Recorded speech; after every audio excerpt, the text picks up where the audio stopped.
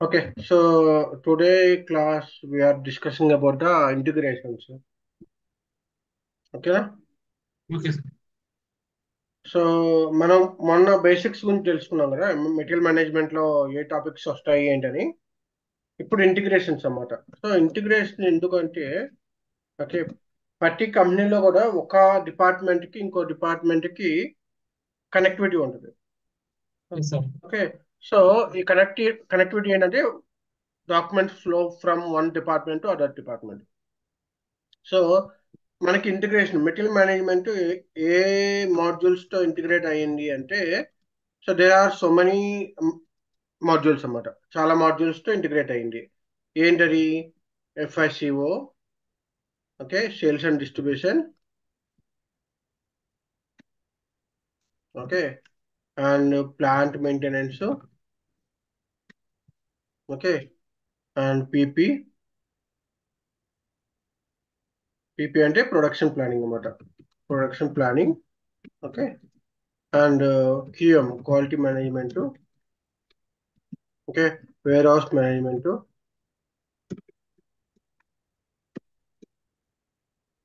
Okay, తర్వాత వచ్చి project systems. Okay, so ఇట్లాగా డిఫరెంట్ అదర్ మాడ్యూల్స్ తో కనెక్ట్ అయింది అనమాట. ఓకే, సో ఏంటి ఏంటి ఏంటి ఇది కనెక్ట్ అవడం అంటే, ఇంటిగ్రేషన్స్ అంటే ఏంటి అనేది ఇప్పుడు చూస్తాం. So MMFI integration. Okay, so MMFI integration అంటే ఏంటి? So what you mean by finance? FI అంటే ఏంటి? ఫినాన్స్ అన్నమాట. సో ఎఫ్ ఎఫ్ఐ ఫినాన్స్ వాళ్ళ జాబ్ ఏంటి యాక్చువల్గా? ఫినాన్స్ వాళ్ళకి జాబ్స్ ఏంటి? అమౌంట్ అంటే ప్లేస్ ఇప్పుడు రెడీ చేయడం. హ్మ్?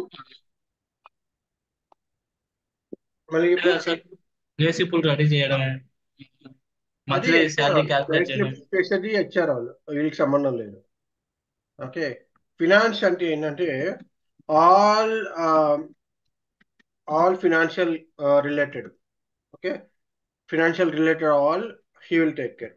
ఓకే, సో ఫినాన్స్ లో వచ్చేసరికి ఏంటంటే general ledger accounts. So general ledger accounts అని ఉంటాయి. జనరల్ లెడ్జర్ అకౌంట్స్ అంటారు, అంటే జిఎల్ అకౌంట్ అన్నమాట. So what you mean by GL account? So ఈ జనరల్ లెడ్జర్ అకౌంట్స్ లో ఏంటంటే, ఎప్పుడైనా సరే ఏ స్టాక్ మూమెంట్ అంటే ఫినాన్షియల్ గా ఏ ఇంపాక్ట్ జరిగినా సరే, ఓకే, మన కంపెనీస్ లో ఫినాన్షియల్ గా ఏ ఇంపాక్ట్ జరుగుతున్నా సరే, అంటే ఏ చిన్న చిన్న ప్రాసెస్ జరిగినా సరే, ఏదైనా సరే మీకు పెద్దదవని చిన్నదవని ఏదైనా అని, ఫినాన్షియల్ గా ఏదైనా ఇంపాక్ట్ ఉంటే అప్పుడు ఫినాన్స్ వాళ్ళు పిక్చర్ లోకి వస్తుంది. అదే ఫినాన్స్ ఇంపాక్ట్ లేకుండా ఓన్లీ స్టాక్ ఇంపాక్ట్ ఉండి ఫినాన్స్ జీరో అనుకో, అప్పుడు ఏం రారు. కానీ ఫినాన్స్ ఇంపాక్ట్ ఉంటే మాత్రం ఫినాన్స్ వాళ్ళు వస్తారు. సో ఎట్లాగ ఫినాన్స్ వాళ్ళు వస్తారంటే, ఇప్పుడు నువ్వు స్టాక్ కొనుక్కుంటున్నావు. స్టాక్ కొనుక్కుంటున్నప్పుడు ఏంటి? వాళ్ళు వెరిఫై చేస్తారు, ఓకే ఇంత స్టాక్ వచ్చింది, దీని వాల్యూ ఇంత. సో ఫినాన్షియల్ గా the value increasing, inventory value పెరుగుతుంది. సో అక్కడ ఫినాన్స్ వాళ్ళు వెరిఫై చేయడానికి వస్తారన్నమాట. ఓకే, అట్లాగా నువ్వు వెరిఫికేషన్ చేసావు ఇన్వాయిస్. ఓకే, అంటే ఏంటి? నువ్వు గ్రీన్ సిగ్నల్ ఇస్తున్నావు పేమెంట్స్ కి. సో అక్కడ వాళ్ళు ఏం చెక్ చేస్తారు? ఓకే, ఇది ప్రాపర్ గా వెరిఫై అయిందా లేదా, ప్రాపర్ గా ఫ్రైట్స్ ట్యాక్స్ అన్ని కనెక్ట్ చేశారా లేదా, అన్ని చెక్ చేస్తారు. అవునా? సో జనరల్ లెడ్జర్ అకౌంట్స్ అనేసరికి each and every transaction is recorded in the general ledger account which is financial impacted. అంటే అకౌంటింగ్ ఇంపాక్ట్ ఉంటే there must be financial team. Okay, so accounting impact అంటే ఏంటంటే every, okay, every value valuated moment is recorded has a accounting. Okay, every valuated moment అనేది, ఇప్పుడు 10 rupees పెట్టి కొనుక్కున్నా అంటే 10 rupees పెట్టి కొన్నా కాబట్టి, సో దాని అది వాల్యూ. ఓకే, 10 రూపాయలు నాకు వచ్చింది, సో అది ఒక value. So each and every moment ఏదైతే ఫినాన్షియల్ గా ట్రాన్సాక్షన్ ఇంపాక్ట్ ఉంటుందో అది అంతా కూడా వాల్యుయేటెడ్ అంటారు. ఓకే, సో ఇక్కడ వీళ్ళు ఏం చేస్తారంటే ఎంఎం అండ్ ఎఫ్ఐ ఇంటిగ్రేషన్ లో ఫినాన్స్ వాళ్ళు, ఓకే, వాళ్ళ జనరల్ లెడ్జర్ అకౌంట్స్ ని మన ఎంఎం ట్రాన్సాక్షన్ లింకప్ చేసి ఉంచుతారు. ఏం చేస్తారు?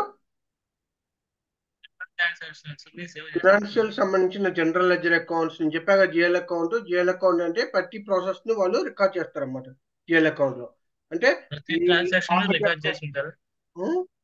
ప్రతి ట్రాన్సాక్షన్ లో రికార్డ్ అయి ఉంటాయా సార్? రికార్డ్ అయ్యి ఉంటాయి. ఓకే. సో అన్ని రికార్డ్స్ చేసి ఉంటాయి అన్నమాట. సో నేను ఏం చేస్తా అంటే general ledger account, suppose let's example చెప్తున్నా. Okay. So general ledger account ఏంటంటే గూడ్స్ రిసిప్ట్ కి సంబంధించింది. అంటే గూడ్స్ రిసిప్ట్ లో ఏమో వస్తాయి, స్టాక్ అకౌంట్ పెరిగింది నాకు. సో స్టాక్ అకౌంట్ కి ఒక జనరల్ లెడ్జర్ అకౌంట్ ఉంటుంది. సపోజ్ సంథింగ్ లైక్ ఇది ఒక నంబర్, ఈ నంబర్ లో ఎంత వాల్యూ పెరిగింది, ఇప్పుడు 10,000 రూపీస్ పెరిగింది. ఓకే. దెన్ మళ్ళీ ఇదే స్టాక్, మళ్ళీ నాకు రేపొద్దున ఇదే మెటీరియల్ ఇదే స్టాక్ వచ్చింది. ఓకే. సో మళ్ళీ ఏమవుతుంది, ఈ జనరల్ లెడ్జర్ అకౌంట్ మళ్ళీ పెరుగుతుంది, అంటే వాల్యూ పెరుగుతుంది. ఓకే. సో ఇక్కడ మళ్ళీ ఇంకొక 30,000 పెరిగింది అనుకో, 30,000 పెరిగింది. సో ఇట్లాగా నేను రేపొద్దున ఎంటైర్ ఈ ఈ మంత్ లో మొత్తం జనరల్ లెడ్జర్ అకౌంట్ అని, ఈ మంత్ లో మొత్తం ఎంత గూడ్స్ రిసిప్ట్ చేసుకున్నా, స్టాక్ వచ్చింది అని నేను చూసుకోవాలంటే ఫినాన్షియల్ గా వాళ్ళు ఏం చేస్తారు, they will check in the GL account లో. ఈ జిఎల్ అకౌంట్ లోకి వెళ్ళి చెక్ చేస్తే ఎంత ఉంటుంది, 40,000 రూపీస్ స్టాక్ ఉంది. సో దట్ మీన్స్ నాకు 40,000 రూపీస్ స్టాక్ వాల్యూ వచ్చింది, బయట నుంచి కొనుక్కొచ్చాము. సో అట్లాగా దీనిలో మళ్ళీ డెబిట్ టు క్రెడిట్ ఉంటుంది. సో ఇది ప్లస్ అంటే నాకు యాడ్ అయింది. ఓకే. సో ఇది కూడా యాడ్ అయింది. కానీ రేపొద్దు నేను కస్టమర్కి ఇష్యూ చేశాను. ఓకే. ప్లస్ చేస్తున్నాను.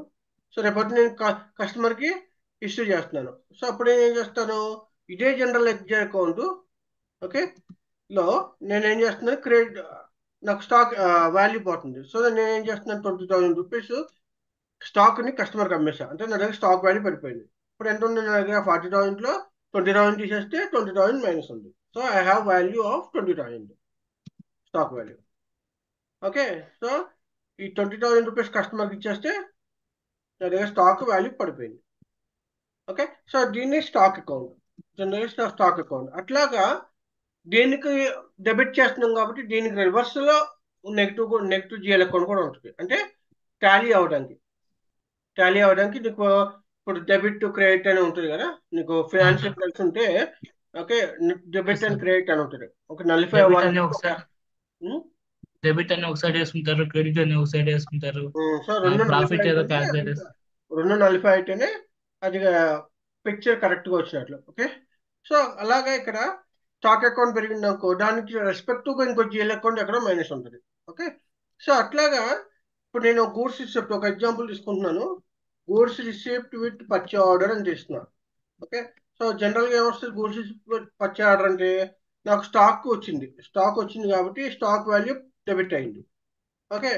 సో స్టాక్ వాల్యూ డెబిట్ అయింది కాబట్టి దీనికి రివర్స్ లో ఒక క్రెడిట్ కూడా పడాలి, కాబట్టి ఆ క్రెడిట్ ఏం పడుతుంది, నేను జిఆర్ పోస్ట్ చేశాను బట్ ఇంకా ఇన్వాయిస్ క్లియర్ చేయలేదు కాబట్టి జిఆర్ఐఆర్ క్లియరింగ్ అకౌంట్ వచ్చి నెగిటివ్ వస్తుంది, క్రెడిట్ వస్తుంది. ఓకే.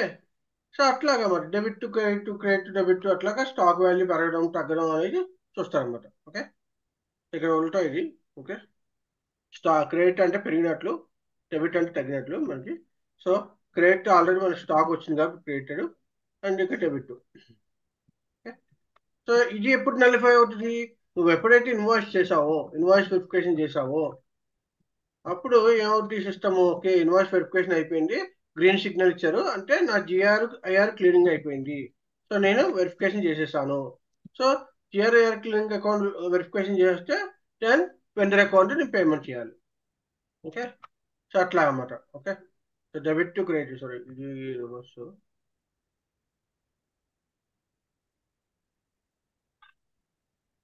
ఓకే. అర్థమైందా. సో డెబిట్ టు క్రెడిట్ అట్లాగా వస్తాయి అన్నమాట, క్రెడిట్ టు డెబిట్. సో ఇలాగా డెబిట్ క్రియేట్ అయిన తర్వాత మళ్ళీ ఇక్కడ డెబిట్ అయిపోద్ది. ఈ డెబిట్ అయిపోయి వెండర్ అకౌంట్ మనం పేమెంట్ చేయాలి. సో క్రెడిట్ వెండర్ అకౌంట్కి పేమెంట్ చేయాలి మనం. సో అట్లాగా. ఓకే. ఇన్వాయిస్ పేమెంట్ అయిపోయిన తర్వాత వాళ్ళు ఏం చేస్తారు, పేమెంట్ ప్రాసెస్ చేస్తారు, ఫినాన్షియల్ పేమెంట్ ప్రాసెస్ చేస్తారు. పేమెంట్ ప్రాసెస్ చేసినప్పుడు వెండర్ అకౌంట్లోకి డబ్బులు పడతాయి. సో అమౌంట్ వచ్చి డెబిట్ వచ్చింది. ఓకే. అమౌంట్ వచ్చింది అండ్ మన బ్యాంక్ అకౌంట్లో బ్యాలెన్స్ తగ్గిపోయింది. ఓకే. అట్లా అన్నమాట. క్లియరా. Yes, sir.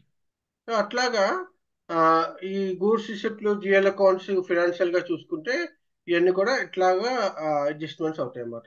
ఓకేనా, క్లియరా? లేదు సార్.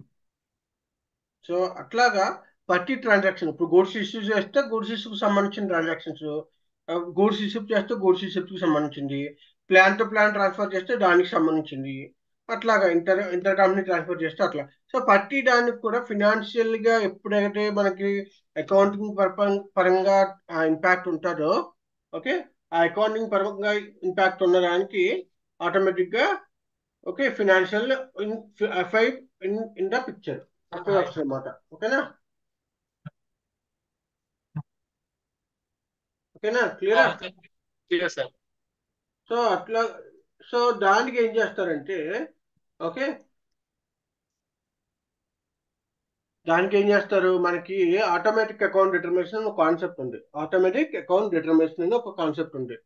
సో ఆ కాన్సెప్ట్ ప్రకారం ఏం చేస్తారంటే ఓకే, ఆ, మన ప్రాసెస్లు ఏవైతే ఉన్నాయో మన దగ్గర ఉన్న ఏ ప్రాసెస్లు అయితే ఉన్నాయో ఆ ప్రాసెస్లు అన్నిటిని కూడా ఓకే ఈ జీఎల్ అకౌంట్స్ కి కనెక్ట్ చేస్తారన్నమాట. సో దాన్ని ఆటోమేటిక్ అకౌంట్ డిటర్మినేషన్ అనే ప్రొసీజర్ ఉంటుంది.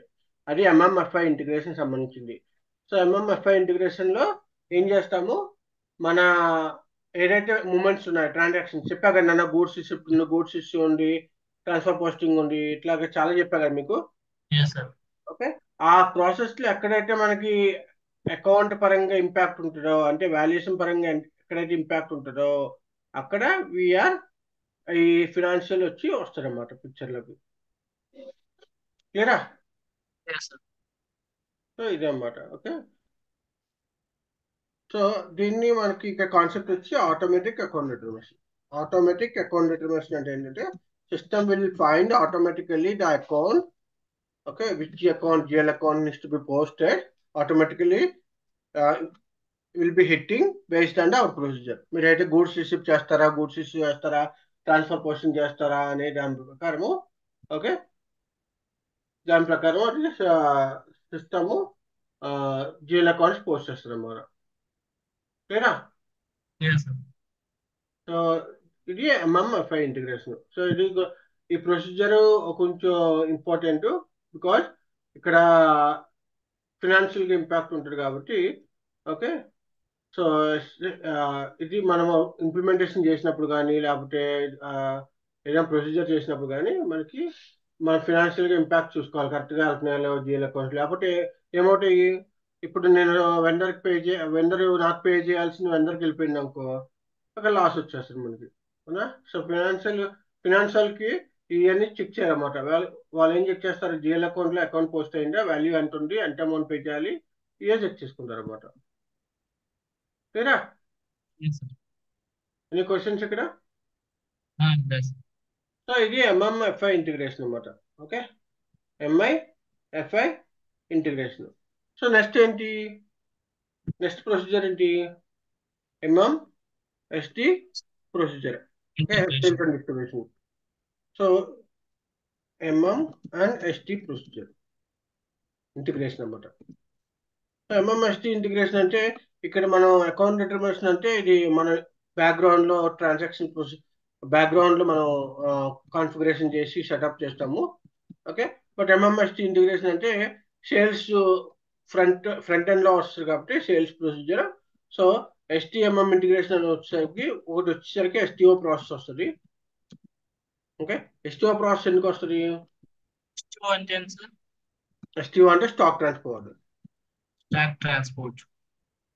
Stock transport order.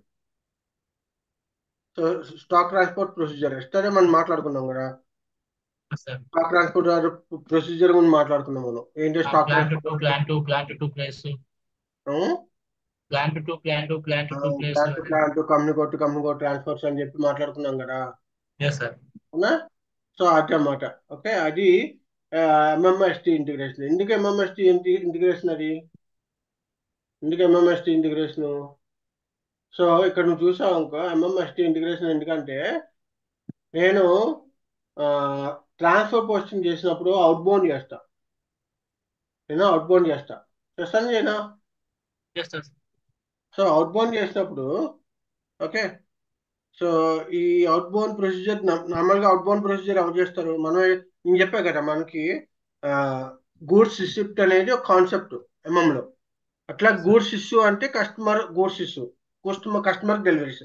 అంటే ఏదైతే ప్రొసీజర్, ఏదైతే స్టాక్ బయటికి వెళ్తుందో ఆ స్టాక్ బయటికి వెళ్ళే దాన్ని మనము అవుట్ బౌండ్ డెలివరీ ద్వారా చేస్తాం. సో ఇక్కడ మనకి ఎట్లా ఉంటుంది అంటే ఒకటి ఇన్బౌండ్ ఒకటి అవుట్ బౌండ్ అని ఉంటుంది. ఇన్బౌండ్ అంటే ఇన్బౌండ్ అనేది లోపలికి వచ్చే, అవుట్ బౌండ్ అంటే బయటికి వెళ్ళే స్టాక్ బయటికి సార్. వెళ్ళింది. సో మనకి స్టాక్ లోపలికి వస్తే ఏమంటారు? ఇన్బౌండ్. అవునా? సో అది ఏంటి, మనం రా మెటీరియల్స్ మనం పర్చేస్ చేస్తాం కాబట్టి సప్లయర్ నుంచి మనకి ఇన్బౌండ్ వస్తుంది. అవునా? కానీ ఇక్కడ మనం మాట్లాడుకుంటే ఎస్టీఓ ప్రొసీజర్ లో నేను అవుట్ బౌండ్ గురించి కూడా మాట్లాడుతున్నా, ఎందుకంటే రెండు ప్లాంట్లు నాయే కదా. Yes sir. సో రెండు ప్లాంట్లు అన్నప్పుడు రిసీవింగ్ ప్లాంట్ తోడు స్టాక్ రిసీవ్ చేసుకుంటాడు, అట్లాగే డిస్ట్రిబ్యూషన్ లో. అట్లాగే సప్లై ప్లాంట్ తోడు గూడ్స్ సప్లై చేస్తాడు. అవునా? Yes sir. సో ఇట్లా స్టాక్ వెళ్ళడము వస్తుంది, వెళ్ళడము అట్లాగే రావడము. అంటే ఏంటి, స్టాక్ పిఓ ఇక్కడ నుంచి ఇక్కడ క్రియేట్ చేస్తారు, గూడ్స్ ఇక్కడ నుంచి ఇక్కడికి వస్తాయి. అంటే ఏంటి, ఇక్కడ బోత్ ప్లాంట్స్ లో ప్రొసీజర్ జరుగుతుంది, ఇన్బౌండ్ జరుగుతుంది, అవుట్ బౌండ్ జరుగుతుంది. అది కూడా మన కంపెనీలో జరుగుతుంది. సో అప్పుడు ఏంటి, అవుట్ బౌండ్ చేసినప్పుడు ఏంటంటే I will go for the ST procedure అన్నమాట. ఎస్టీ ప్రాసెస్ లోకి వెళ్తాను. అవునా కదా? Yes sir. అంటావా? ఎందుకంటే ఎస్టీ ప్రాసెస్ అంటే ఏంటి, నార్మల్గా కస్టమర్ ఆర్డర్ వస్తే కస్టమర్ ఆర్డర్కి గూడ్స్ పంపిస్తాం బయటికి. అవునా? సో ఇక్కడ మన ప్లాంట్ రెండు ఉన్నాయి కాబట్టి ఒక ప్లాంట్ ని మనం మన కస్టమర్ అనుకున్నా మన దగ్గర నుంచి గూడ్స్ వెళ్తాయి. అంటే ఇప్పుడు ఎంఎం లో అనేది ఇన్బౌండ్ ఉంటుంది, ఎస్జిల్ అనేది అవుట్ బౌండ్ ఉంటుంది సార్. ఎంఎంలో అయితే ఇన్బౌండ్ ఉంటుంది, ఎస్టీ అయితే అవుట్ బౌండ్ ఉంటుంది. బయటికి అదే. వెళ్ళేది కదా కస్టమర్. ఎంఎం అంటే ఎంఎం లో క్రియేట్ చేసేది ఇన్బౌండ్, ఎస్జి లో క్రియేట్ చేసేది అవుట్ బౌండ్. కస్టమర్ కి సెండ్ చేసేది out bound. Out bound. Okay. ఓకేనా? సో ఇక్కడ ఎస్టీఓ ప్రొసీజర్ లో మనం మన ప్లాంట్ కి రిసీవ్ చేసుకుంటున్నాం, అట్లాగే మన ప్లాంట్ నుంచి బయటకు పంపిస్తున్నాం. సో రెండు ప్రొసీజర్లు అంటే ఇన్బౌండ్ ఉంది, అవుట్ బౌండ్ ఉంది, రెండు ఉన్నాయి ఇక్కడ. అవునా కదా? ఇన్బౌండ్ డెలివరీ ఉంది, outbound out delivery bound. ఉంది. సో ఎంఎం ఎస్టీ రెండు ప్రొసీజర్లు ఉన్నాయి. సో దానికోసం అని ఎంఎం ఎస్టీ ఇంటిగ్రేషన్ అంటారు. ఓకే, క్లియరా? Yes sir. సో ఇదొక ప్రొసీజరు. అది కాకుండా మనకి ఇంకొక ప్రొసీజర్ కూడా ఉంది. ఓకే, మేజర్ ఇది. ఇంకొక ప్రొసీజర్ ఏంటంటే థర్డ్ పార్టీ కూడా మనం ఎస్టీఎంఎం ఇంటిగ్రేషన్ కింద అనుకోవచ్చు. ఎందుకు? ఆటో. ఎందుకంటే మనం సేల్స్ ఆర్డర్ నుంచే కదా మనకి రిక్వైర్మెంట్ వచ్చేది. రిక్వైర్మెంట్ వచ్చి పిఓ క్రియేట్ చేస్తున్నాం కదా. Yes sir. ఇక్కడ ఏంటి, వెండర్ కి కస్టమర్ కి లింక్ ఉంది కదా. ఓకే, సో మనకి సేల్స్ ఆర్డర్ నుంచి పిఓ క్రియేట్ చేస్తున్నాం, పర్చేస్ రిక్వెస్ట్ పిఓ క్రియేట్ చేస్తున్నాం కాబట్టి థర్డ్ పార్టీ కూడా మనం ఎస్టీఎంఎం ఇంటిగ్రేషన్ కింద తీసుకోవచ్చు. బట్ ఎంఎంఎస్టీ ఇంటిగ్రేషన్ మేజర్గా ఏంటంటే ఎస్టీఓ ప్రాసెస్. ఓకేనా? ఎస్టీఓ ప్రొసీజర్ అంటే ఏంటి, ప్లాంట్ టు ప్లాంట్ లేదంటే కంపెనీ కోడ్ ట్రాన్స్ఫర్ స్టాక్. క్లియరా? Yes sir. ఓకే, సో ఇది ఎంఎంఎస్టీ ఇంటిగ్రేషన్ కింద వస్తుంది. ఓకే, నెక్స్ట్ ఏంటి, MMPP integration. MM and PP integration. So ఇక్కడ ఎంఎంపిపి ఇంటిగ్రేషన్ చూసుకుంటే, ఓకే, సో ప్రొడక్షన్ ప్లానింగ్ అంటే ఏంటి, ప్రొడక్షన్ డిపార్ట్మెంట్ వాళ్ళు ప్రొడక్షన్ ఎఫ్జి ప్రొడక్ట్ ని ప్రొడ్యూస్ చేస్తున్నారు. ఓకే, సో ఒక ఎఫ్జి ప్రొడక్ట్ ని కానీ లేకపోతే సెమీ ఫినిష్ గుడ్స్ కానీ ఒక ప్రొడక్ట్ ని మ్యానుఫ్యాక్చరింగ్ కోసం చేసినప్పుడు, ప్రొడక్ట్ మ్యానుఫ్యాక్చరింగ్ జరిగినప్పుడు, ఓకే, సో దానిలో మనకి కాంపోనెంట్స్ కావాల్సి వస్తుంది. కాంపోనెంట్స్ అంటే ఏంటి, రా మెటీరియల్స్ అవ్వచ్చు, ఓకే, ప్యాకింగ్ మెటీరియల్స్ అవ్వచ్చు, ఇంగ్రీడియంట్స్ అవ్వచ్చు, సెమీ ఫినిష్ గూడ్స్ అవ్వచ్చు, ఏదైనా అవ్వచ్చు. అవునా? Yes so sir. వాళ్ళు ఏం చేస్తారు, మనకి మెటీరియల్ ఒక మ్యానుఫ్యాక్చరింగ్ చేసే ప్రొడక్ట్కి ఏమేం కాంపోనెంట్స్ కావాలి అనేది ఫైండ్ చేస్తారు. అవునా? సో దానికి వీళ్ళు ఏం చేస్తారంటే బిల్ ఆఫ్ మెటీరియల్ అని ఒకటి క్రియేట్ చేస్తారు, అంటే మాస్టర్ డేటా. ఇది ఒక మాస్టర్ డేటా. ప్రొడక్షన్ ప్లానింగ్ అంటే రా మెటీరియల్ ప్రిపేర్ చేయడం ప్రొడక్షన్ ప్లానింగ్ సార్. సరే, ప్రొడక్షన్ ప్లానింగ్ అంటే రా మెటీరియల్ ని గేదర్ చేయడమే ప్రొడక్షన్ ప్లానింగ్. ఫైనల్ ప్రోడక్ట్ ని ప్రొడ్యూస్ చేయడం. Final production. Okay sir. ఒక ప్రోడక్ట్ ని ప్రొడ్యూస్ చేయడం. ఓకే మీ సార్. ఇంట్లో ఉన్నాకో, మీ ఇంట్లో రైస్ మామూలుగా రైస్ ఉడకబెట్టక ముందు ఉడకబెట్టిన తర్వాత డిఫరెన్స్ కదా. Boiled yes rice sir. అవునా, ఉడకబెట్టిన తర్వాత ప్రొడక్షన్ అయిపోయింది. ఉడకబెట్టక ఎస్ సార్. ముందు ఆ, రా రైస్ ఏమన్నా తింటావా? Yes sir. తినవు కదా. ఎస్ ఉత్తి సార్. బియ్యం తినమని తినవు కదా, దాన్ని అన్నం ఉడికిస్తేనే అవుతుంది. సో ప్రొడక్షన్ అయిపోయిన దాన్ని ఆ ప్రొసీజర్ అంతా కూడా ప్రొడక్షన్ డిపార్ట్మెంట్ వాళ్ళు చేస్తారు. దానికి రా మెటీరియల్స్ ఏంటి? రా రైస్ అన్నమాట. సో రైస్ ని మనం తీసుకొని దాన్ని ఉడకబెట్టి దాన్ని నానబెట్టి దాన్ని మళ్ళీ ఉడకబెట్టే అప్పుడు బియ్యం వస్తుంది. సో అది ప్రొసీజర్, ప్రొడక్షన్ ప్రొసీజర్. సో ఈ ప్రొసీజర్ అన్నిటికీ ఏం కావాలి నాకు? కాంపోనెంట్స్ కావాలి. కాంపోనెంట్స్ ఏంటి ఇక్కడ? Rice, water and fire. అవునా, ఈ మూడు ఉంటేనే కదా నాకు అన్నం అవుతుంది. అవును సార్. సో అట్లా అన్నమాట. ఓకే. సో ఈ బిల్ ఆఫ్ మెటీరియల్ ఏముంటుందంటే, ఓకే, ఒక మెటీరియల్, ఓకే, ఎఫ్జి ప్రొడక్ట్ తయారు చేయడానికి, అది ఎఫ్జి అవ్వచ్చు, సెమీ ఫినిష్ గూడ్స్ అవ్వచ్చు, ఏదైనా ప్రొడక్ట్ అవ్వాలి. ఓకే, ఏదైనా ఒక ప్రొడక్ట్ తయారు చేయడానికి, ఓకే, ఒక ప్రొడక్ట్ ఎక్స్ తయారు చేయడానికి ఏ కాంపోనెంట్స్ కావాలి? కాంపోనెంట్, ఓకే, కాంపోనెంట్ వై కావాలా, ప్లస్ కాంపోనెంట్ జెడ్ కావాలా, ఓకే, దానికి ఎంటెంట్ కావాలి, కాంపోనెంట్ జెడ్ కావాలా అని చెప్పి అడుగుతారు. ఇప్పుడు చూడు, ఇప్పుడు నేను మీల్స్ తీసుకున్నా అనుకో. ఓకే. సో రైస్ తీసుకున్నా అనుకో. Okay, meals. దానికి ఏం కావాలి నాకు? ఒక రైస్ కావాలి. సపోజ్ నేను ఒక 1 కప్ ఆఫ్ రైస్ అంటాను, కప్ ఆఫ్ రా రైస్. ఓకే, ప్లస్ ఒక 200 400 ml వాటర్ కావాలి. సో ఒక రైస్, ఒక కప్పు రైస్ చేయడానికి నాకు, ఐ నీడ్ 1 కప్ ఆఫ్ రా rice and 4 ml water. So ఇక్కడ నేను ఈ ఏదైతే రాశానో ఈ కాంపోనెంట్స్ అన్నమాట, ఈ డీటెయిల్స్, ఓకే, నేను ఇక్కడ ఉంటాయి అన్నమాట, బిల్ ఆఫ్ మెటీరియల్లో ఉంటాయి. ఓకేనా. డీటెయిల్స్ అన్ని ఉంటాయి ఏమేమి కావాలని సార్. ఏం కావాలి, ఈ ప్రొడక్ట్ తయారు చేయడానికి ఏం కావాలి అని ఇక్కడ ఉంటాయి. దానికి ఎంత పడుతుంది కాస్ట్ అన్ని కూడా బిల్ ఆఫ్ మెటీరియల్ ఉంటాయి. సో ఇప్పుడు ఎంఎంఎఫ్పిపి ఇంటిగ్రేషన్లో ఏం చేస్తారంటే, నాకు ఎంఎంలో నేను ఏం చేశాను, నాకు ఒక ప్రొడక్ట్ కావాలని చెప్పాను. ఆ ప్రొడక్ట్ తయారు చేయడానికి ఈ పిపి వాళ్ళు ఏం చేశారంటే ఏ కాంపోనెంట్స్ కావాలని చెప్పి మళ్ళీ ఎంఎం వాళ్ళని అడిగారు. సో ఈ కాంపోనెంట్స్ కావాలి. ఈ కాంపోనెంట్స్ ఎక్కడ ఉంటాయి? వెండర్ దగ్గర నుంచి మన తెలుసుకోవాలి. స్టోర్లో కానీ లేకపోతే బయట నుంచి కొనుక్కు రావడం ఏదో చేయాలి కదా, అవునా కదా. అవును సార్. సో మళ్ళీ వాళ్ళు ఏం చేస్తారు, ఎంఎం నుంచి వాళ్ళ పిపి వాళ్ళు ఏం చేస్తారు, ఎంఎంని అప్రోచ్ అవుతారు.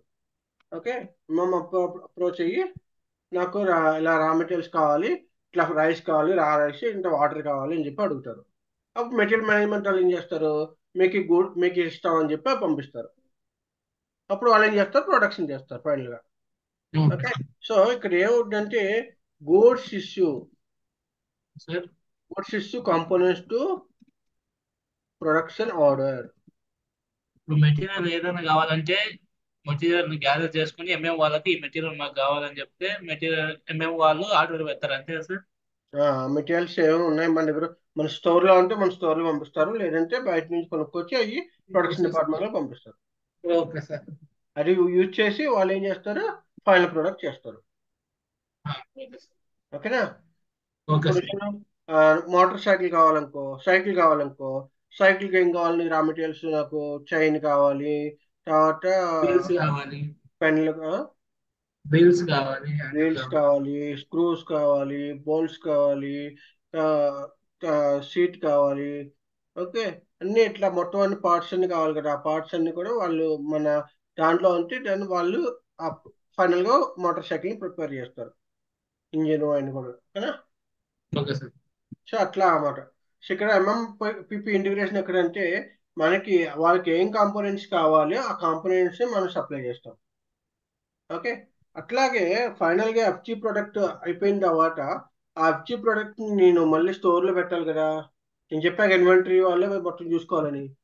వాళ్ళు ఏం చేస్తారు, మళ్ళీ ఎంఎం వాళ్ళకి అప్రోచ్ అయ్యి, బాస్ ఇదిగో మీ ఎఫ్జి ప్రొడక్ట్ రెడీ అయింది, మీరు స్టోర్ లో పెట్టండి అంటారు,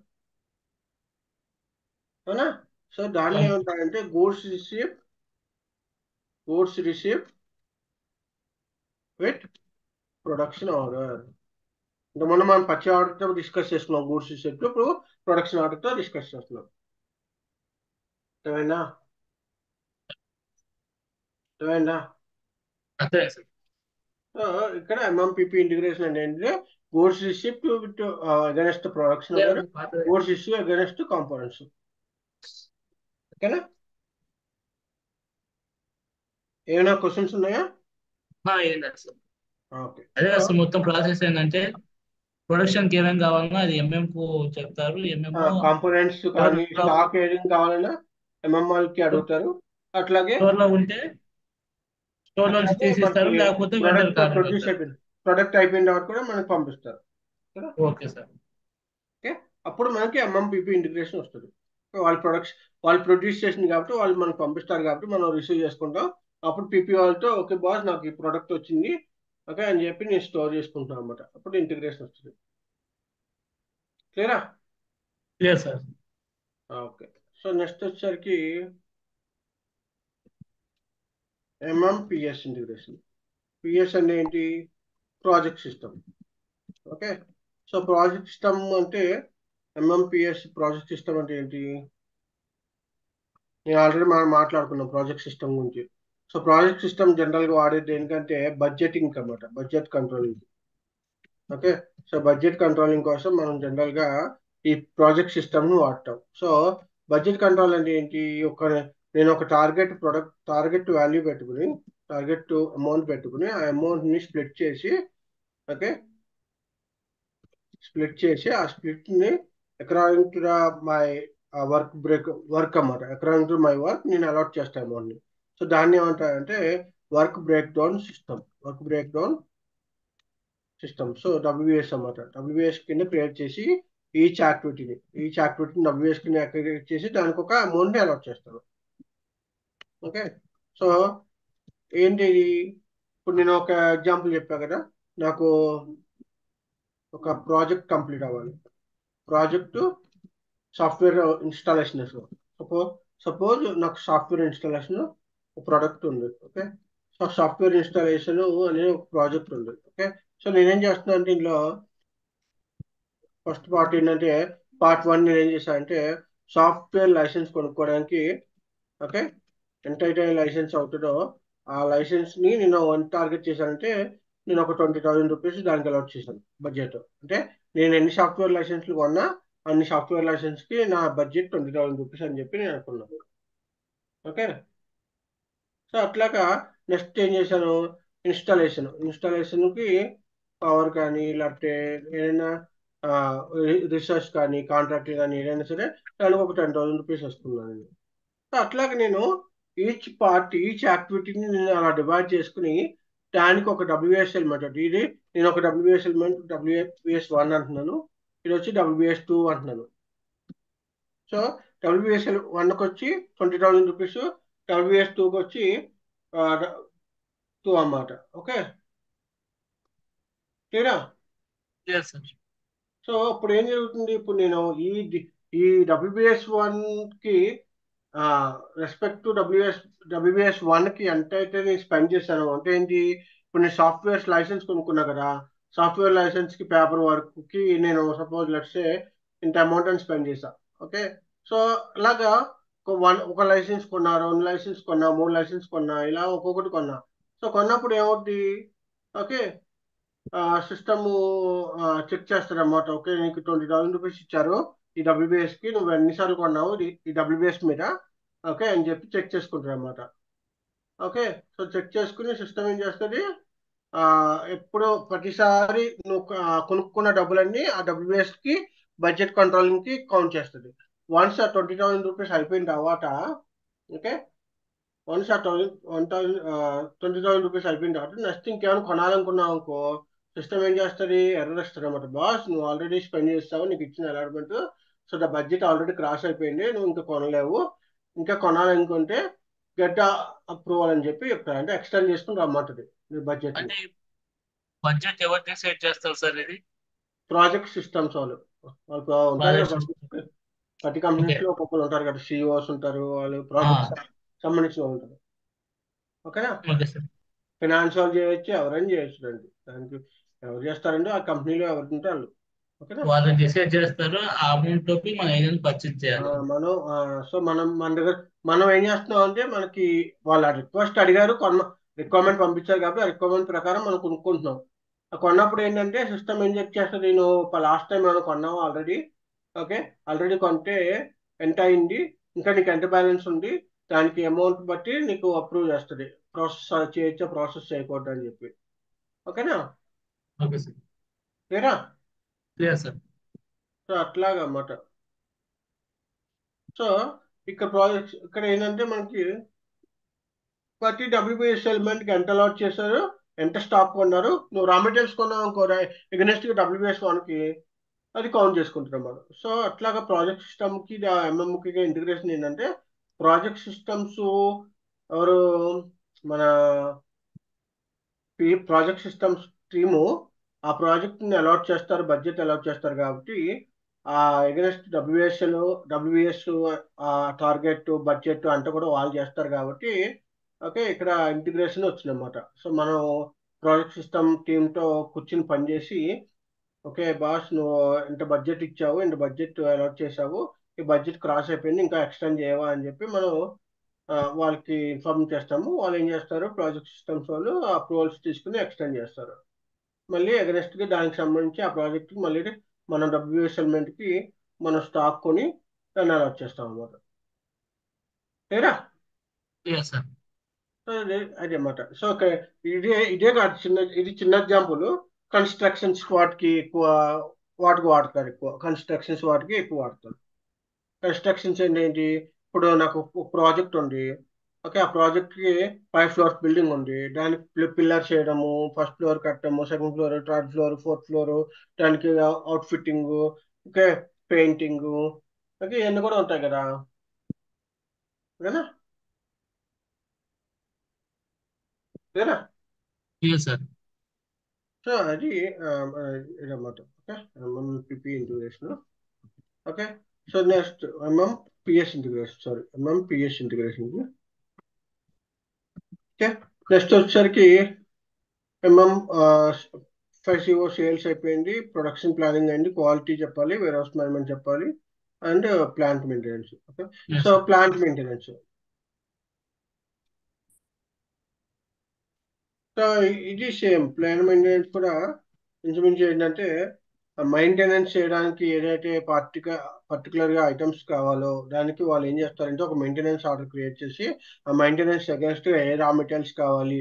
అంటే ఏంటి, ఇప్పుడు సపోజ్ నాకు ఒక డైరీ ఫామ్ ఉందనుకో, డైరీ ఫామ్లో ఒక పన్నీర్ మిషన్ ఉందనుకో, పన్నీర్ మిషన్కి నేను రోజు పర్టికులర్గా ఆ మిషన్కి క్లీనింగ్ అన్నీ చేయాలి. సో క్లీనింగ్ చేసి దానికి ఆయిల్ బాగా ఆయిల్ రాసి దానికి రెస్ట్ ఇవ్వాలి, ఇట్లా కొంచెంసేపు రెస్ట్ ఇవ్వాలి.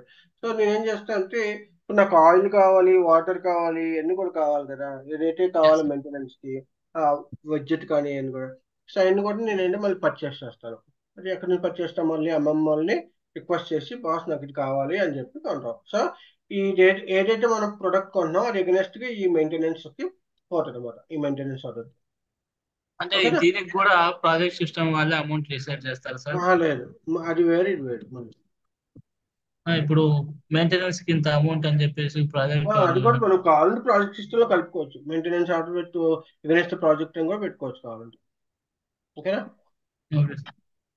సో అది మళ్ళీ ప్రాజెక్ట్ సిస్టమ్ అనేది కాన్సెప్ట్ వేరు, మెయింటెనెన్స్ అనేది కాన్సెప్ట్ వేరు. నువ్వు క్లబ్ చేసి వాడుకున్నా వాడుకోవచ్చు, నో ప్రాబ్లం. ఓకే. అలానే కాదు, మెయింటెనెన్స్ కూడా సర్టెన్ లిమిట్ కాస్ట్ అనేది వాళ్ళు డిసైడ్ అదే చేస్తారా? అన్నాను ఇప్పుడు, వాళ్ళకి వాళ్ళ ఇంటర్నల్ గా వాళ్ళ మెషినరీస్ కి ఎంత అవుతాయి అనేది తెలుసు కదా, వాళ్ళు ఆ, ఏం చెప్పరు. ఇప్పుడు ప్రాజెక్ట్ అంటే ఏంటి, నాకు ఒక కస్టమర్ నుంచి ఇంత బడ్జెట్ ఉంది కాబట్టి ఆ బడ్జెట్ లో నేను నాకు వచ్చే ప్రాఫిట్ ని చూసుకుని నేను చేసుకోవాలి కదా. ఇప్పుడు ఓకే నాకు సార్. 1 కోటి రూపాయలు వస్తుంది అనుకో, 1 కోటి రూపాయలు నాకు 50 lakhs 30 lakhs 20 lakhs నేను నా ప్రాఫిట్ చూసుకుంటా. నేను ఏం చేస్తా, ఆ ప్రాఫిట్ తీసేసి మిగతా దాంతో నా ప్రాజెక్ట్ అంటే కంప్లీట్ చేయడానికి ట్రై చేస్తాను. బట్ ఇక్కడ మెయింటెనెన్స్ ఏంటి, నేను ఒక ట్యాంకర్ అంటే వాటర్ కొన్నాను అనుకో, అది ఒక 2 రోజులు రావచ్చు, 3 రోజులు రావచ్చు, 4 రోజులు రావచ్చు, దానికి ఏం లేదు బడ్జెట్. Yes sir. అంతేనా కదా. అంతే సార్. అది డిపెండ్స్. ఓకే. ప్రొసీజర్ బట్టి డిపెండ్స్. నా quality management. So quality management నీకు తెలిసిందే కదా. సో క్వాలిటీ మేనేజ్మెంట్లో ఏంటంటే క్యూఎం ఇంటిగ్రేషన్ ఏంటంటే మనకి స్టాక్ వచ్చిన తర్వాత గూడ్స్ రిసిప్ట్ స్టాక్ వచ్చిన తర్వాత, okay, so goods receipt material వచ్చింది అనుకో. ఓకే, గూడ్స్ రిసిప్ట్ వచ్చిన తర్వాత స్టాక్ క్వాలిటీ ఇన్స్పెక్షన్ పంపిస్తారు. అంటే ఈ మెటీరియల్ క్వాలిటీ ఇన్స్పెక్షన్ కావాలా వద్దా అని తెలుసుకుని క్వాలిటీ కావాలంటే క్వాలిటీ ఇన్స్పెక్షన్కి పంపిస్తారు. సో క్వాలిటీ ఇన్స్పెక్షన్ వాళ్ళు ఏం చేస్తారు, ఈ అగెనెస్ట్ గా వచ్చిన గూడ్స్ రిసిప్ట్ ని రిసీవ్ చేసుకుని దానికి క్వాలిటీ చెకప్ చేసి, okay, then they will give the usage, అంటే యూసేజ్ డిసిషన్ ఇస్తారు అనమాట. అంటే వాడాలా వాడకూడదా, లేకపోతే బ్లాక్ చేయాలా స్క్రాప్ చేయాలా అని చెప్తారు అనమాట. ఓకేనా. Okay sir. సో అది క్వాలిటీ మేనేజ్మెంట్ సంబంధించి. అంటే ఇది గూడ్స్ రిసిప్టే కాదు, ఇంకా ఈవెన్ కస్టమర్ డెలివరీస్ చేసినప్పుడు కూడా ముందు, ఓకే, ఈ చెక్ చేస్తారు. క్వాలిటీ మేనేజ్మెంట్ క్వాలిటీ చెకప్ చేసి అంటే చేస్తారు. ఓకే, లేదంటే నార్మల్ స్టాక్ ఉంది, స్టాక్ చెకప్ కూడా చేస్తారు. చేసి బాగాలేదు అనుకో మళ్ళీ క్వాలిటీ చెకప్ పంపిస్తారు. అలా సో ఓకే. అన్నిటికీ ఇంటర్నల్ ప్రాసెస్ ఎక్స్టర్నల్ ప్రాసెస్ ఏదైనా సరే quality management, quality management integration ఏంటంటే స్టాక్ వచ్చిన తర్వాత స్టాక్ ని క్వాలిటీ వెరిఫికేషన్స్, అంటే ఐఎస్ఓ మార్క్స్ ఉన్నాయో లేవో అన్ని చూసుకుని అన్ని క్వాలిటీ వెరిఫికేషన్ చేస్తాం అనమాట. అక్కడ మనకి క్వాలిటీ మేనేజ్మెంట్ వస్తుంది. ఓకేనా. Okay sir. దెన్ నెక్స్ట్ వచ్చేసరికి MMWM integration. MMWM integration. MMWM integration అంటే ఏంటి, అసలు డబ్ల్యూఎం అంటే ఏంటి, వేర్ హౌస్ మేనేజ్మెంట్. అంటే ware okay house sir. Management అంటే ఏంటి, ఎంఎం క్లాస్ అంటే ఏంటి. క్లాస్ ఓపెన్ చేస్తాను. సో నేను ఒక ప్లాన్ తీసుకున్నాను నేను అనుకో. క్లాస్ లో ఉన్నాను సార్. ఓకే, నేను ఒక ప్లాన్ తీసుకున్నాను అనుకో. నేను కాల్ చేశాను, బిజీ వచ్చింది. హలో. Okay sir. ఒక ప్లాన్ తీసుకున్నాను అనుకో. ఒక ప్లాంట్ లో నాకు డిఫరెంట్ డిఫరెంట్ స్టోర్ లొకేషన్స్ ఉన్నాయి. ఓకే, ఇట్లా అట్లా నాకు చాలా డిఫరెంట్ డిఫరెంట్ స్టోర్ లొకేషన్స్ ఉన్నాయి. ఓకే, సో నేను ఇక్కడ ఏంటంటే దీన్ని ఏమన్నా అంటే raw material store location, raw material store location. Okay, then ఇది వచ్చి dangerous products store location, dangerous products store location. Okay, and ఇది వచ్చి సమ్ పార్ట్ ఆఫ్ రీప్యాకింగ్ అనో లేకపోతే ప్యాకింగ్ స్టేషన్ అనో లేకపోతే ఏదో ఒకటి. ఓకే, లేకపోతే ఒక ప్యాకింగ్ మెటీరియల్ స్టేషన్ అని చెప్పి పెట్టుకుంటున్నాం. ఓకే, ప్యాకేజింగ్ మెటీరియల్ స్టేషన్ అని పెట్టుకున్నాం లొకేషన్. సో ఇప్పుడు నేను చూడు, ఈ రా మెటీరియల్స్ అని ఈ డేంజరస్ ప్రొడక్ట్స్ కానీ ఇప్పుడు నేను ఈ రా మెటీరియల్స్ ఉన్నాయి ఇంకో.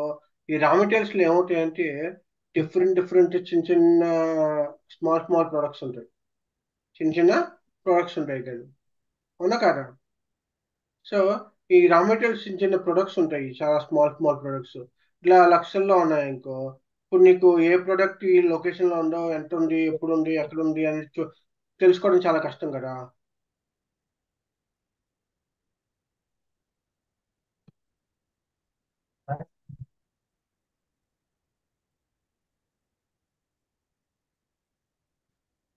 ఇప్పుడు ఇలా చాలా ప్రొడక్ట్స్ ఉన్నాయి రా మెటీరియల్స్. ఇప్పుడు నేను ఇక్కడ ఏం చేస్తానంటే నాకు చాలా మెటీరియల్స్ ఉన్నాయి ఇలాగా అన్ని ఇది డిఫరెంట్ ప్రొడక్ట్, లెఫ్ట్ సైడ్ ఇది ఒక డిఫరెంట్ ప్రొడక్ట్ అనుకో. ఓకే, కలర్స్ మారుతాం. ఇదొక ప్రొడక్ట్,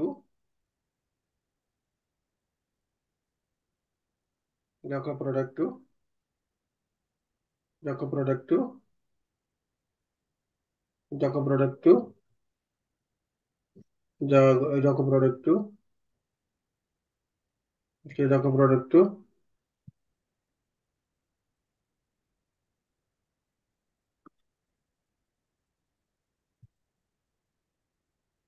ఇదొక ప్రొడక్ట్. సో నా దగ్గర డిఫరెంట్ డిఫరెంట్ ప్రొడక్ట్స్ ఉన్నాయి. ఓకే, సో ఇప్పుడు ఏమైందంటే స్మాల్ స్మాల్ ప్రొడక్ట్స్ ఉంటాయి. ఇప్పుడు సపోజ్ ఇలాంటి ప్రొడక్ట్స్ ఉన్నాయి ఇంకో, దీనిలో నా దగ్గర చాలా ప్రొడక్ట్స్ ఉన్నాయి ఇలాగా. ఓకే, సో నేను ఏం చేస్తానంటే ఈ ప్రొడక్ట్స్ అన్ని కూడా ఎలా గజిబిజి గందరగోళంగా పెట్టాను అనుకో స్టోర్ లొకేషన్ లో. ఎవరిని నేను ఎవరికైనా డెలివరీ చేయాలంటే నాకు కష్టం అవుతుందా అవుదా. కష్టం. ఆ? ఇట్లాగా చాలా ఎక్కడ పడితే అక్కడ పడేసాను. ఈ చిన్న చిన్న ప్రొడక్ట్స్ ఉన్నాయి నాకు ఇలా ఓపెన్ స్టోర్ లొకేషన్ ఎక్కడ పడితే అక్కడ పడేసాను. ఇలా పడేస్తే నాకు రేపొద్దున స్టాక్ ఈ ఓపెన్ స్టోర్ లొకేషన్ లో ఎక్కడ ఉంది స్టాక్ అనేది ఫైండ్ చేయడానికి చాలా కష్టం అవుతుందా లేదా. Yes sir. అయిపోద్ది కదా. సో నేనేం చేస్తాను అంటే దీన్ని ఓకే ఒక వేర్ హౌస్ మేనేజ్మెంట్ కనెక్ట్ చేసి, ఓకే వేర్ హౌస్ మేనేజ్మెంట్ అంటే ఏంటంటే ఇలా ఓపెన్ స్టోర్ లొకేషన్ కానీ ఇలా స్టోర్ లొకేషన్ ఉన్నప్పుడు దాన్ని ఏం చేస్తారంటే ప్రాపర్గా ఒక డైరెక్షన్ లాగా స్టోరేజ్ బిన్స్ క్రియేట్ చేసి, అంటే చిన్న చిన్న ర్యాక్స్ కింద క్రియేట్ చేసి, చిన్న చిన్న ఓకే ప్యాలెట్స్ కింద క్రియేట్ చేసి, చిన్న చిన్న ఓకే హై ర్యాక్స్ చేసి, స్మాల్ లోయర్ ర్యాక్స్ చేసి, ఇట్లాగా ఓపెన్ స్టోరేజ్ చేసి, బల్క్ స్టోరేజ్ చేసి, ఇట్లా ఇట్లా స్మాల్ స్మాల్ చేసి నేను ఒక డైరెక్షన్ లో పెట్టారనమాట. పెడితే ఏమవుతుందంటే నేను చూడగానే ఓకే ఈ మెటీరియల్స్ ఈ ప్లేస్ లో ఉన్నాయి, ఈ బిన్ లో ఉన్నాయి, ఓకే ఇక్కడ స్టాక్ ఉన్నాయి అని చెప్పి వేర్ హౌస్ లో డైరెక్ట్ గా స్టాక్ ని ఫైండ్ అవుట్ చేస్తారు అన్నమాట ఈజీగా. సో ఇప్పుడు ఈ మెడికల్ షాప్స్ లో మెడిసిన్స్ ఇవన్నీ కూడా ఎట్లా ఫైండ్ అవుట్ చేస్తున్నారంటే బేస్డ్ ఆన్ ఈ ఆ, ఏదైతే మనకి ప్రాపర్ వేర్ హౌస్ స్ట్రక్చర్ ఉండడం వల్ల వాళ్ళు ఫైండ్ అవుట్ చేయగలుగుతున్నారు. ఓకే అంటే వేర్ హౌస్ మేనేజ్మెంట్ అంటే ప్రాపర్ స్టోరేజ్ మాదిరి అంతే అంట. ప్రాపర్ స్టోరేజ్ గా ఎగ్జాక్ట్లీగా చిన్న small small bins, small small boxes, small small racks చేసి దాంట్లో పెట్టడం. సింపుల్ ఎగ్జాంపుల్ చెప్పాలంటే నీ దగ్గర బట్టలు ఉన్నాయి అబ్బా, ఒక 10 జతల బట్టలు ఉన్నాయి. 10 జతల ఎస్ సార్. బట్టలు తీసుకొచ్చి ఒక రూమ్ లో పడేసాం అనుకో, నీకు ఫైండ్ చేయడం కష్టం అవుతుంది. అదే ఎస్ సార్. 10 జతల బట్టలని నీట్ గా ఒక్కొక్క ర్యాక్ లో ఒక్కొక్కటి పెట్టాం అనుకో, చూడగానే ఏది కావాలంటే అది తీసుకోవచ్చు. ఓకేనా. So okay sir. ఎంఎంలో వచ్చేసరికి మనం స్టోర్ లొకేషన్ దాకే మాట్లాడుకుంటాం. కానీ వేర్హౌస్ మేనేజ్మెంట్ లో వచ్చేసరికి ఏంటంటే ఎగ్జాక్ట్ గా ఏ స్టోరేజ్ ఏరియాలో పెట్టావు, అంటే open storage area, high rack storage area, bulk storage area, fire station storage area, ఇట్లా ఓపెన్ స్టోరేజ్ ఏరియా, ఇట్లాగా ఎక్కడెక్కడ పైన చేసావు, ఎక్కడ పెట్టావు ఎగ్జాక్ట్ గా అక్కడికి వెళ్ళి డైరెక్ట్ గా నేను వెళ్ళి ఏ బిన్ లో పెట్టావు, ఏ ఇన్ఫర్మేషన్ అంటే కూడా ఈ వేర్హౌస్ మేనేజ్మెంట్ లో ఉంటుంది. ఓకేనా. Okay sir. సో ఈ రా మెటీరియల్స్ లో వాళ్ళు ఏం చేస్తారంటే ఒక స్టోర్ లొకేషన్ క్రియేట్ చేసి ఆ స్టోర్ లొకేషన్ లో స్టాక్ ని ప్రాపర్ గా మెయింటైన్ చేస్తారు. ఓకేనా. క్లియరా. Yes sir. ఓకే. సో అట్లా అన్నమాట వేర్ హౌస్ మేనేజ్మెంట్ ఏంటంటే ఎంఎంఎఫ్ఐ ఎండబ్ల్యూఎం ఇంటిగ్రేషన్ అంటే ఏంటంటే మనకి స్టాక్ వచ్చిన వెంటనే వెండర్ నుంచి స్టాక్ రాగానే ఆ వెండర్ వచ్చిన స్టాక్ ని ప్రాపర్ గా వేర్ హౌస్ మేనేజ్మెంట్ వాళ్ళకి ఎవరైతే ఉన్నారో వాళ్ళు మానిటర్, వైరస్ మేనేజ్మెంట్ మానిటర్ కానీ ఓకే వైరస్ మేనేజ్మెంట్ హ్యాండ్లర్ ఎవరైతే చేస్తారో వాళ్ళకి ప్రాపర్గా ఆ మెటీరియల్ హ్యాండ్ ఓవర్ చేసి బాస్ ఈ ప్రోడక్ట్ వచ్చింది వాళ్ళని ఎంఎంఆల్ డబ్ల్యూఎంఆల్కి ఇన్ఫార్మ్ చేసి ఇచ్చేస్తారు. వాళ్ళు దాన్ని ప్రాపర్గా చెక్ చేసి ఈ మెటీరియల్ ఎక్కడ ఉంటే మంచిది, ఎక్కడ పెట్టాలి. ఎందుకంటే ఇప్పుడు గాజు ఐటమ్స్ ఉన్నాయి ఇంకో, గాజు ఐటమ్స్ తీసుకెళ్ళి నేను 10th రోలో ఉన్న కాలమ్స్ పెట్టాను అనుకో, రేపు కింద పడింది అనుకో డ్యామేజ్ అయిపోద్ది. అవునా కదా. So yes. ఇలా ఏదైతే పర్సిబుల్స్ కానీ వెజిటేబుల్స్ కానీ ఇవన్నీ కూడా నేను అట్లా పెట్టలేను కదా. Fast yes. మూవింగ్ ఐటమ్స్ ఉంటాయి, స్లో మూవింగ్ ఐటమ్స్ ఉంటాయి, అట్లాంటివి పెట్టలేను కదా. సో ఇట్లా డిఫరెంట్ డిఫరెంట్ గా డైరెక్షన్స్ లో కట్ చేసి దాన్ని అప్ చేస్తాను. ఓకేనా. Okay sir. సో అట్లాగా డబ్ల్యూఎంఎం ఇంటిగ్రేషన్ ఏదైనా ప్రాపర్ గా ఒక స్టోర్ లొకేషన్ లో సో ఒక వేర్ హౌస్ ని డిఫైన్ చేసి ఆ వేర్ హౌస్ లో మళ్ళీ స్మాల్ స్మాల్ ర్యాక్స్ ని, స్టోరేజ్ టైప్స్ ని, స్టోరేజ్ సెక్షన్స్ ని ఇలా డిఫైన్ చేస్తారు అనమాట. క్లియరా. Yes sir. సో అది ఎంఎం డబ్ల్యూఎం ఇంటిగ్రేషన్స్ అన్నమాట. సో ఈ మేజర్ గా మనకి ఇంటిగ్రేషన్స్ దీనిలో వచ్చి ఎక్కువగా చాలా కంపెనీస్ లో వాడేది ఏంటంటే ఓకే ఎంఎం పిపి ఇంటిగ్రేషన్ ఉంటుంది, ఎంఎం ఎస్టీ ఇంటిగ్రేషన్ ఉంటుంది, ఎంఎం ఎఫ్ఐ సిఓ ఇంటిగ్రేషన్ ఉంటుంది, ఎంఎం డబ్ల్యూఎం ఇంటిగ్రేషన్ ఉంటుంది, ఎంఎం క్యూఎం ఇంటిగ్రేషన్ ఉంటుంది. మేజర్గా ఇవి ఎక్కువ వాడతారు కదా. ఓకే క్లియరా. సార్. Yes sir. సో ఈ ఇంటిగ్రేషన్స్ అన్నమాట ఎంఎం పిపి ఇంటిగ్రేషన్స్ అన్నమాట. ఓకేనా. క్లియరా. Yes sir. Any questions. No sir. So ఇట్లాగా ఎంఎం పిపి ఇంటిగ్రేషన్స్ అన్నమాట. ఓకేనా. సో నెక్స్ట్ ఇక్కడ ఇంటిగ్రేషన్స్ అయిపోయింది. ఓకేనా. ఇక్కడ ఇంటిగ్రేషన్స్ అయిపోయింది. అర్థమైనప్పుడు ఇంటిగ్రేషన్స్ ఎందుకు ఇచ్చేస్తారో. అర్థమైంది సార్. సో ఇంటిగ్రేషన్ అంటే ప్రతి ఏరియాస్ లో కూడా ఒక ఇంటిగ్రేషన్స్ ఉంటాయి అన్నమాట. ఏరియా ఏ ఇంటిగ్రేషన్ మీన్ బై ఇంటిగ్రేషన్స్ రిలేషనే కదా సార్. ఏంటి ఇంటిగ్రేషన్ అంటే ఇంకా రిలేషనే కదా సార్, దానికి రిలేషన్ ఎలా? అర్థం కాదు. ఇంటిగ్రేషన్ అంటే రిలేషన్ అనే కదా సార్. ఒక ఒక మాడ్యూల్ నుంచి ఇంకో మాడ్యూల్ కి వాళ్ళు హెల్ప్ చేసుకోవడం, వాళ్ళ పక్క నుంచి డేటా ఫ్లో అవుతుంది, ఏం ప్రొసీజర్ అవుతున్నాయని. Okay sir. ఓకే. ఆ, ఈ 7 అయినా ఇంకా ఏమన్నా ఉన్నాయా సార్ ఇంటిగ్రేషన్ అనేది మీకు? ఇంటిగ్రేషన్స్ లో ఇవి ఎక్కువ, ఇవే మేజర్, ఇంకా ఇవి ఎక్కువ అంతకంటే ఏం లేవు వాడతారు. ఎక్కువ. Okay sir. ఎంఎంహెచ్ఆర్ అంటే ఓకే, అది మళ్ళీ నువ్వు ఎంఎంహెచ్ఆర్ అంటే పే స్లిప్స్ కి వాటికి రిసోర్స్ ఎంతమంది తీసుకున్నారు, ఓకే, అంటే ఎన్ని అవర్స్ వర్క్ చేసే సర్వీసెస్, దాన్ని బట్టి పే రోల్స్ వాటికి చేసుకున్నప్పుడు దానికి ఎంఎంహెచ్ఆర్ ఉంటుంది. కానీ ఎంఎంహెచ్ఆర్ని ఎక్కువ ఎక్కువ చూడలేదు. Okay, okay sir. ఇవే ఎక్కువ ఉంటాయి. ఓకేనా. Okay sir. Next, so integrations అయిపోయినాయి కదా. ఇప్పుడు master data. Master data. Master data అంటే ఏంటి? మాస్టర్ డేటా అంటే వెండర్ డీటెయిల్స్ ఆ, అవే కదా సార్ మనం మా స్టార్టింగ్ లో డీటెయిల్స్. మాట్లాడుకున్నాం కదా.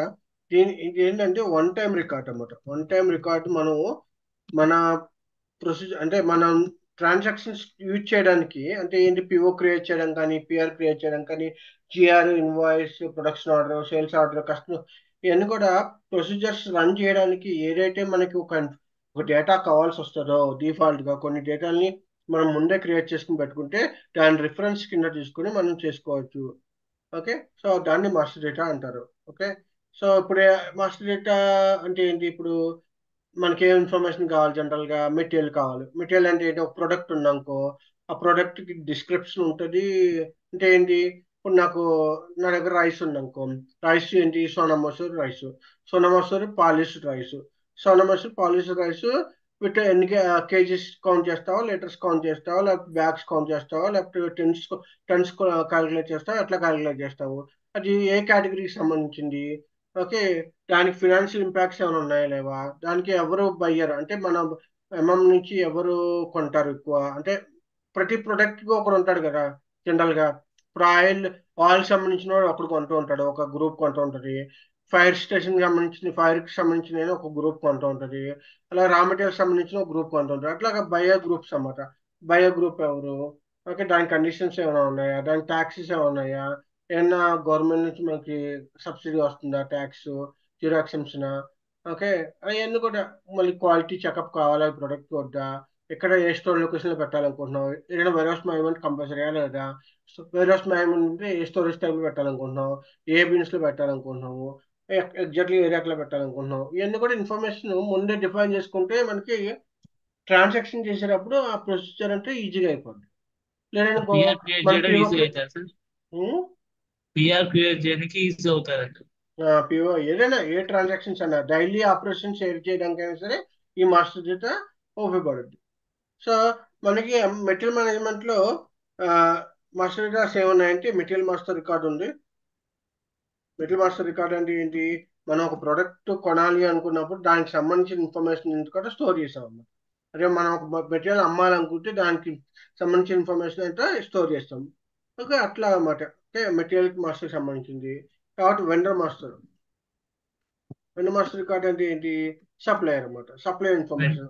నాకు 10 మంది సప్లయర్స్ ఉంటే 10 మంది suppliers address, email address, bank details, tax details, GST details, okay, currency ఎక్కడ ఎలా పే చేయాలి, ఎవరు కాంటాక్ట్ పర్సన్, అక్కడ సేల్స్ పర్సన్ ఎవరు, దానికి ఏమైనా కండిషన్స్ ఉన్నాయి, ఇవన్నీ కూడా వన్ మాస్టర్ రికార్డ్స్ లో ఉంటాయి.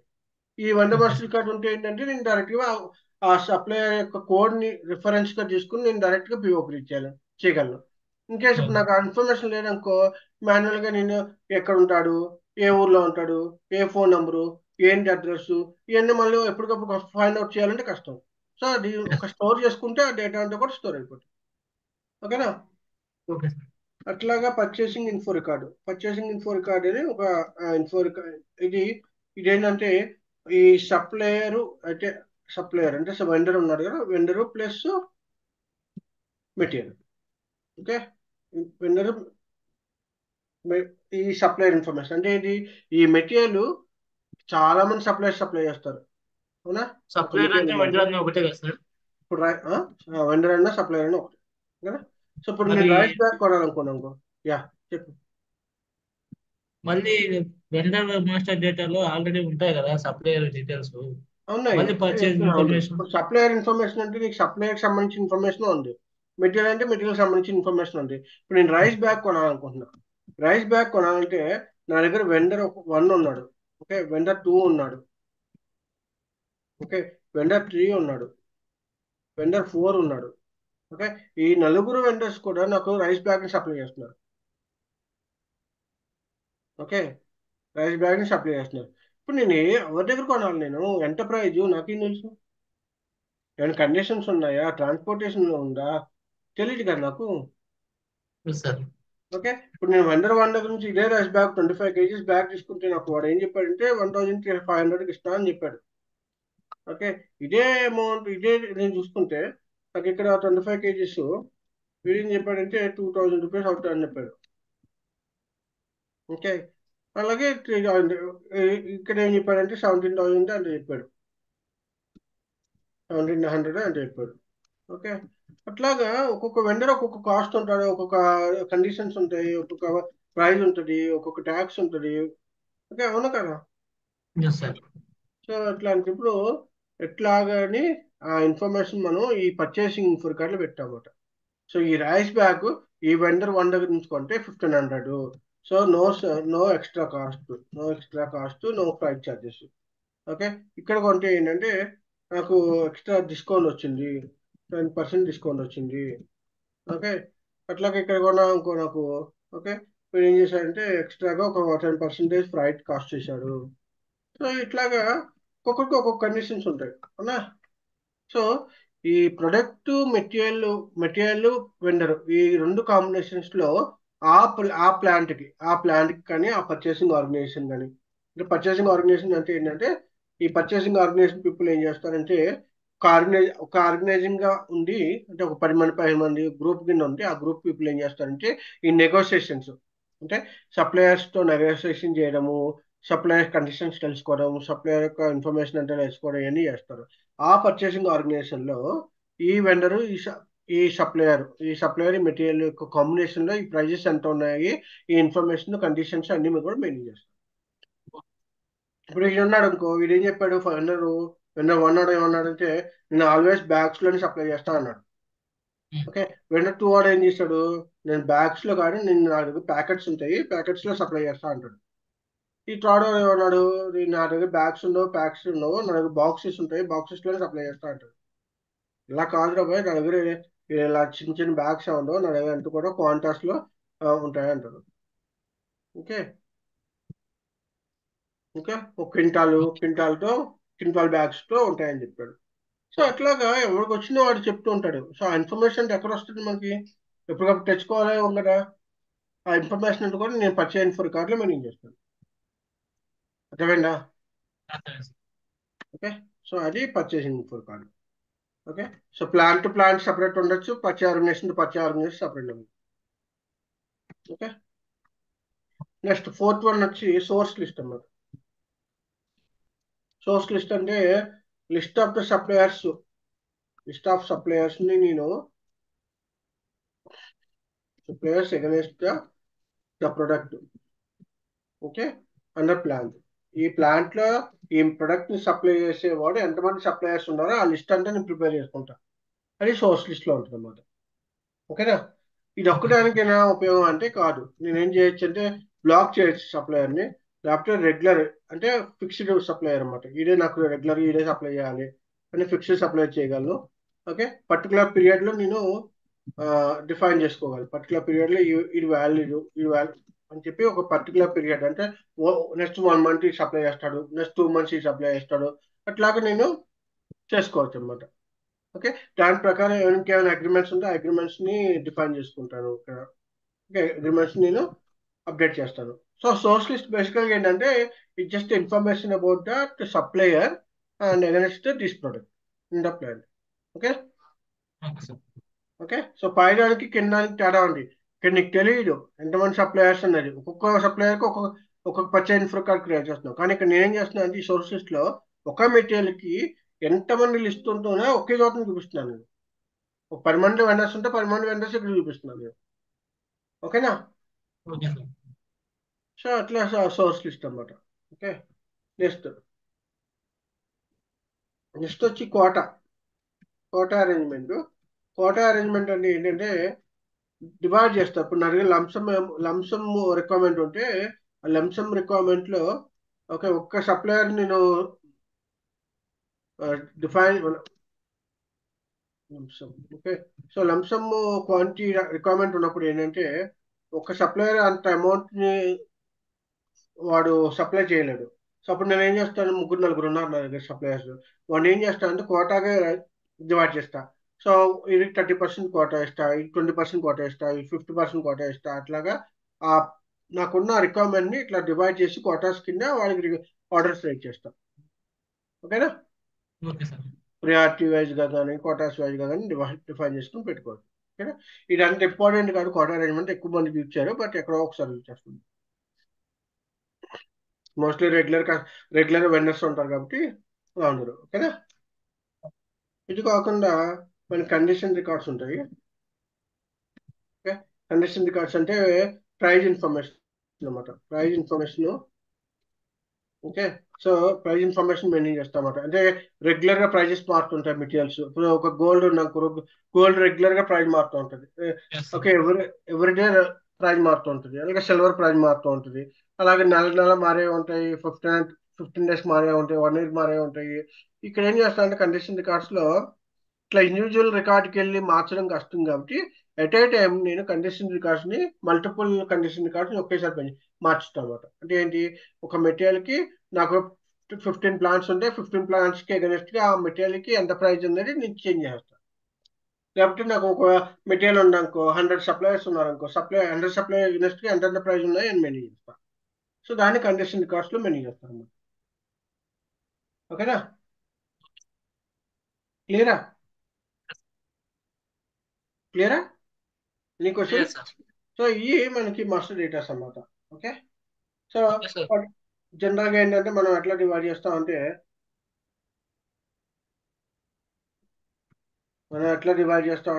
ఓకే, ప్రొసీజర్ని ఎట్లా డివైడ్ చేస్తాం అంటే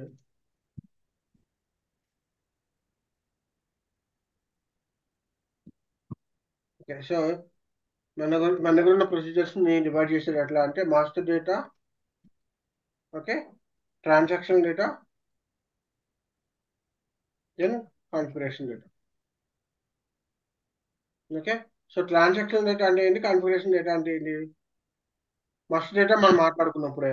ట్రాన్సాక్షన్ డేటా అంటే ఏంటి, రెగ్యులర్ ఆపరేషన్స్. ఏదైతే మనం బిజినెస్ రెగ్యులర్ ఆపరేషన్స్ చేస్తామో, ఓకే, రెగ్యులర్ ఆపరేషన్స్ ఏదైతే చేస్తామో ఆపరేషన్స్ అన్ని కూడా మనం ట్రాన్సాక్షన్ వైజ్ గా ఈచ్ ట్రాన్సాక్షన్ వైజ్ గా చేస్తాం. అంటే వాళ్ళు 100 కస్టమర్స్ ఆర్డర్స్ క్రియేట్ అయ్యాయంటే 100 ట్రాన్సాక్షన్ జరిగినాయి. అట్లాగా. ఓకేనా? డిఫరెంట్ డిఫరెంట్ ట్రాన్సాక్షన్ జరిగినాయి. మాస్టర్ డేటా ఏంటి, ఒకసారి క్రియేట్ చేస్తాం. ఒక మెటీరియల్ కి ఒకసారి ప్రొడక్ట్ మాస్టర్ డేటా క్రియేట్ చేస్తాం. ఒక సప్లయర్ కి ఒకసారి మాస్టర్ డేటా క్రియేట్ చేస్తాం. ఒక ఇన్ఫో రికార్డు ఈ రెండు కాంబినేషన్ లో ఒకటి క్రియేట్ చేస్తాం. అట్లా అన్నమాట. ఓకే. కాన్ఫిగరేషన్ అంటే ఏంటి, బ్యాకప్ అన్నమాట. బ్యాక్గ్రౌండ్ లో మనం ఏదైతే రిక్వైర్మెంట్ ఉందో ఆ రిక్వైర్మెంట్ ప్రకారం మనం చేంజ్ చేసుకోవడం అనమాట. Background design. Okay. Background data అంటే డిజైన్ అన్నమాట. డిజైన్ చేయడానికి, ప్రాసెస్ డిజైన్ చేయడానికి మనం కాన్ఫిగరేషన్ యూజ్ చేస్తాం. క్లియరా? క్లియర్? Clear sir. సో ఇట్లా అన్నమాట. ఓకే. సో ఇట్లా మనకి configuration data, master data, transaction data అని ఉంటుంది.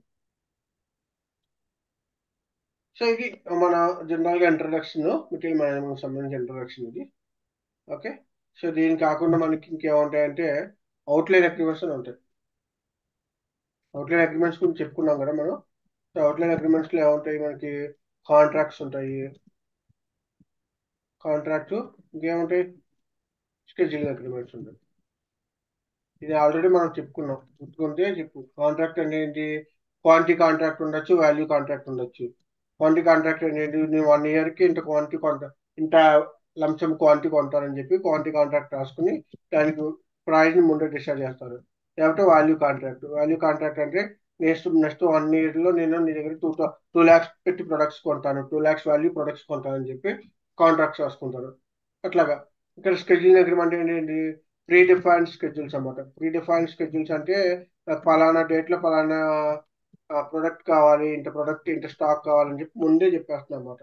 కానీ కాంట్రాక్ట్ లో అలా చెప్పు మనం. కాంట్రాక్ట్ లో ఏం చేస్తాము, మనకి ఎప్పుడైతే కావాలో అప్పుడు రిక్వైర్మెంట్ రైట్ చేసుకుంటాం. ఎప్పటికప్పుడు ఆర్డర్ రైట్ చేసుకుంటుంటాం. కానీ స్కెడ్యూలింగ్ అగ్రిమెంట్ లో అలా కాదు, ముందే ప్రీ డిఫైన్ చేస్తాం అన్నమాట. నెక్స్ట్ 10 days కి ఇంత కావాలి, నెక్స్ట్ 20 days ఇంత కావాలని చెప్పి. అది స్కెడ్యూలింగ్ అగ్రిమెంట్. క్లియరా? Clear sir. Okay. So so going forward ఏంటంటే మన ఇది general discussion introduction. So going forward ఏంటంటే మన ఎస్ఏపి సిస్టంలో ఇలాగా ఇవన్నీ ఎట్లా చేయాలి ఏంటని నేర్చుకుందాం. క్లియరా? Yes. Okay done.